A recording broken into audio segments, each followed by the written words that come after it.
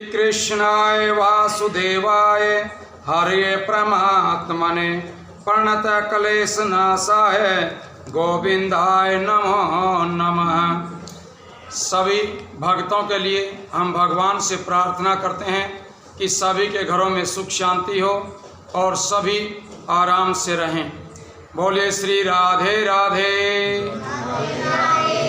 आज हम आपको श्रीमद् भागवत कथा का ये अध्याय सुना रहे हैं। व्यास जी का जन्म तथा उनके द्वारा पुराणों और महाभारत के निर्माण की कथा हम आपको सुना रहे हैं। आप ध्यान से सुनिए, बार बार सुनिए। इतनी कथा सुनकर के श्री शौनक आदि 88,000 ऋषि अत्यंत प्रसन्न हुए। तत्पश्चात उन सब में वृद्ध ऋग्वेदी ऋषि शौनक जी ने श्री सूत जी से कहा कि हे सूत जी, आपके द्वारा अवतारों का वर्णन सुनकर हमारा चित्त अत्यंत प्रसन्न हुआ है। अब हमारी इच्छा है कि आप हमें श्री मद्भागवत की वह कथा, संपूर्ण कथा हमें सुना दीजिए, जिसे श्री व्यास जी के द्वारा आपने श्रवण किया है तथा जिसमें भगवान श्री श्याम सुंदर की संपूर्ण लीलाओं का वर्णन है। इस कथा को श्री सुखदेव जी ने किस युग में राजा परीक्षित को सुनाया था, यह भी हमें बताने की कृपा करें। इस काल रूपी संसार में मृत्यु का कोई ठिकाना नहीं है, फिर भी राजा परीक्षित को सर्प के काटने का भय क्यों नहीं हुआ। हमें एक बड़ा आश्चर्य है कि जो सुखदेव जी परम विरक्त होने के कारण किसी भी स्थान पर एक क्षण से अधिक नहीं ठहरते हैं, वे राजा परीक्षित के पास कथा सुनने के लिए 7 दिन तक कैसे ठहरे रहे एवं उन कोपिनधारी तथा विभूति लगाए हुए अवधूत स्वरूप श्री सुखदेव जी को राजा परीक्षित ने किस प्रकार पहचाना होगा।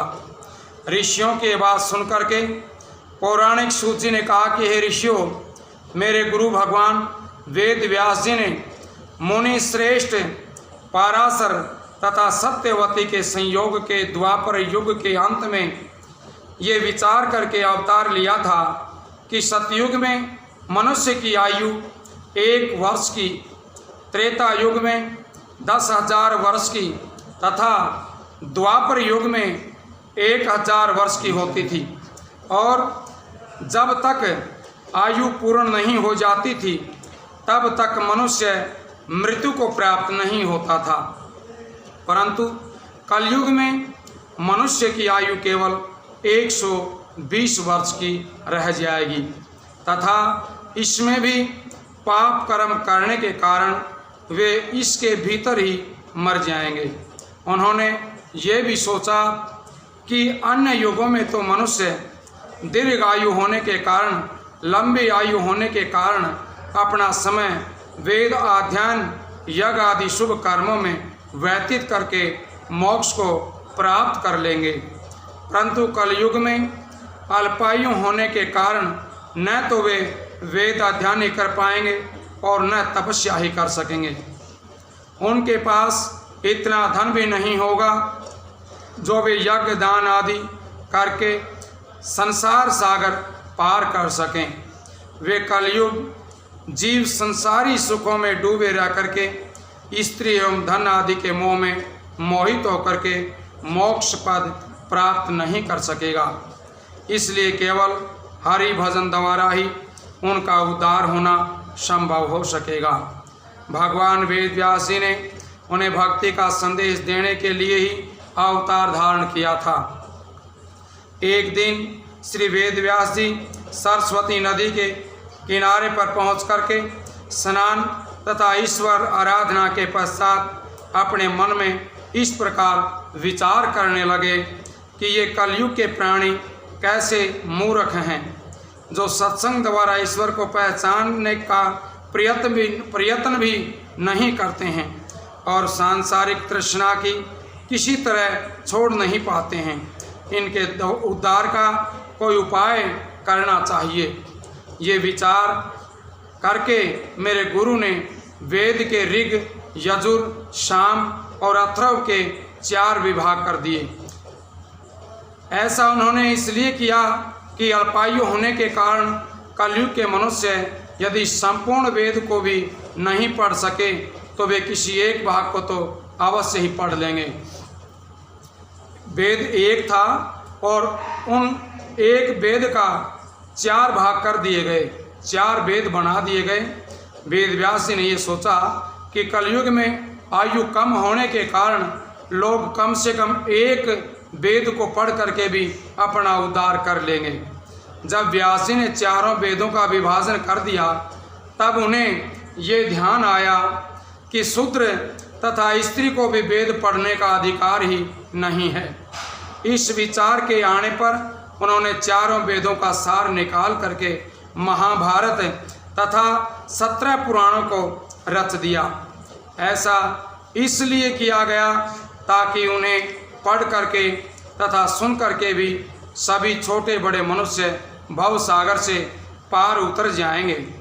ऋग्वेद का पाठ करने वाले पैल ऋषि, सामवेद का पाठ करने वाले जैमिनी ऋषि, ऋग्वेद का पाठ करने वाले वैशंपायन तथा अथर्ववेद का पाठ करने वाले अंगिरा ऋषि हुए।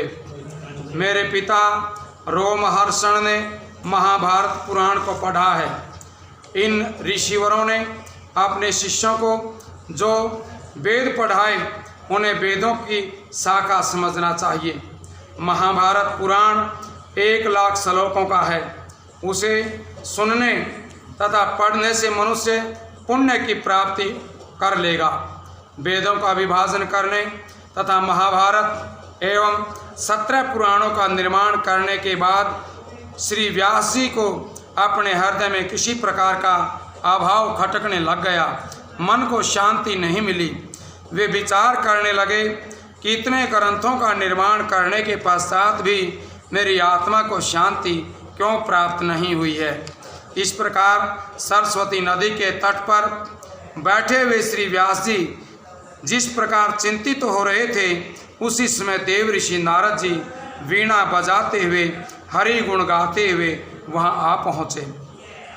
श्री व्यास जी ने उन्हें देखते ही अत्यंत आदर सत्कार करके आसन पर बैठा करके पाद्य अर्घ्य आदि से उनका पूजन किया। बोले श्री कृष्ण भगवान की जय। अब आगे की कथा हम आपको अगले भाग में सुनाएंगे।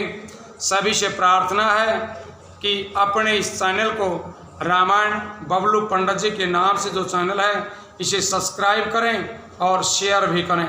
बार बार सुने। इसके सुनने से घर में पितृ शांत होते हैं, बच्चों को अच्छी शिक्षा प्राप्त होती है और नौकरी चाहने वाले को नौकरी भी प्राप्त होती है। बोले श्री कृष्ण भगवान की जय।